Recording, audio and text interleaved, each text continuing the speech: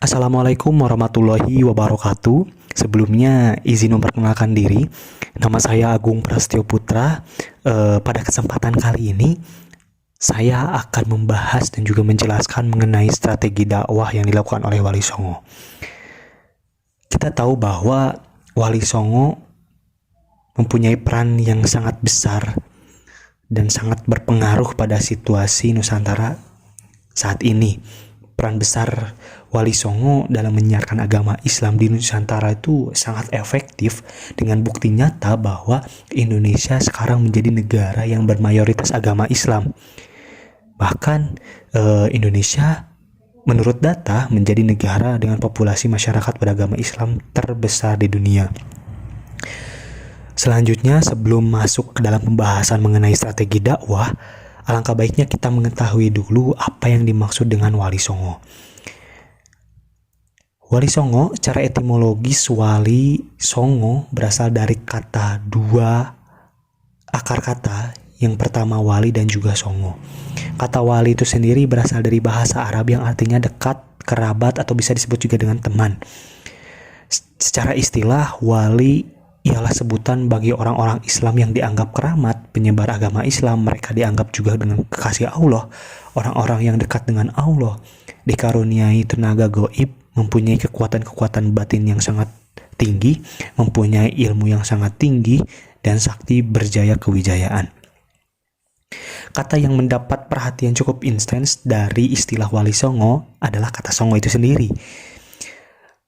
Kata songo berasal dari bahasa Jawa yang artinya merujuk pada bilangan 9, yakni beberapa wali yang terkenal itu dengan jumlah 9 orang.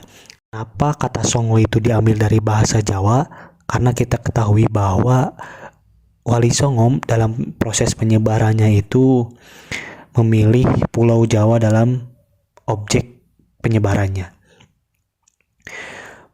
Baik, slide selanjutnya mengenai struktur dakwah pada masa Wali Songo. Yang pertama itu dai, yang kedua itu mad'u, yang ketiga materi, yang keempat metode. Dalam konteks kali ini Wali Songo menjadi dai, sehingga Wali Songo itu menjadi peran yang sangat penting dalam proses penyebaran agama Islam di Nusantara. Yang kedua itu mad'u yang dihadapi oleh Wali Songo itu sangat beragam sekali, karena pada saat itu Indonesia masih bermayoritas agama Hindu dan juga Buddha, serta masih kentalnya kebudayaan dinamisme dan juga animisme. Yang ketiga materi. Dalam materi ini akan dijelaskan pada slide selanjutnya, dan juga metode yang akan dijelaskan pada slide selanjutnya. Baik, slide selanjutnya yaitu mengenai strategi dakwah yang dilakukan Wali Songo. Strategi dakwah yang dilakukan Wali Songo itu menjadi dai dalam proses penyebaran agama Islam di Nusantara dengan menyusun strategi dakwah dalam menyampaikan secara damai melalui pendekatan kepada masyarakat pribumi serta akulturasi budaya, atau bisa disebut dengan pencampuran budaya Islam dan budaya lokal.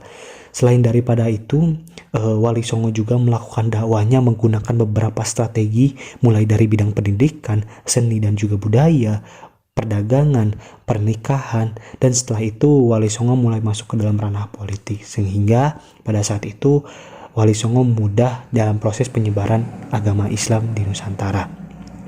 Selanjutnya, mengenai metode dakwah Wali Songo.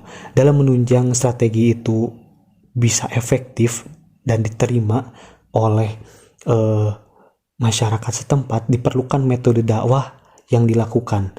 Sehingga Wali Songo melakukan metode dakwah dalam artian 3 poin ini. Al-mau'izah al-hasanah, nasihat yang baik, memberi nasihat dengan kata-kata yang masuk ke dalam kolbu dengan penuh kasih sayang dan ke dalam perasaan dengan penuh kelembutan. Al-muzadalah billati hiya ahsan, berbantah-bantah dengan jalan sebaik-baiknya, tukar pendapat yang dilakukan oleh kedua pihak. Yang terakhir, al-hikmah atau kebijaksanaan, di mana dalam al-hikmah ini merupakan kemampuan dan ketepatan dai dalam memilih dan memilah dan menyelaraskan teknik dakwah dengan kondisi objek mad'u, seperti itu. Selanjutnya mengenai materi dakwah yang dilakukan Wali Songo. Ini tidak kalah penting teman-teman semua, bahwa dakwah yang dilakukan Wali Songo itu seberapa tergantungnya materi yang dibawakan. Materi yang dibawakan Wali Songo itu ada 3. Yang pertama akidah, yang kedua syariah, dan yang ketiga muamalah. Yang akidah ini maksudnya menetapkan atau menyebarkan iman-iman dalam konteks Al-Quran atau dalam konteks agama Islam. Yang kedua syariah atau segala sesuatu itu harus berpatokan dengan Al-Quran dan juga harus berpacu terhadap syariat. Yang ketiga itu muamalah, bagaimana cara berinteraksi dengan baik terhadap sesama manusia dengan tidak melakukan kekerasan. Seperti itu. Cukup sekian yang dapat saya sampaikan. Mohon maaf bila ada kekurangan, karena kebenaran itu hanya milik Allah Subhanahu wa Ta'ala. Mudah-mudahan dalam penyampaian saya kali ini bermanfaat untuk teman-teman semua. Terima kasih. Billahi taufiq wal hidayah. Wassalamualaikum warahmatullahi wabarakatuh.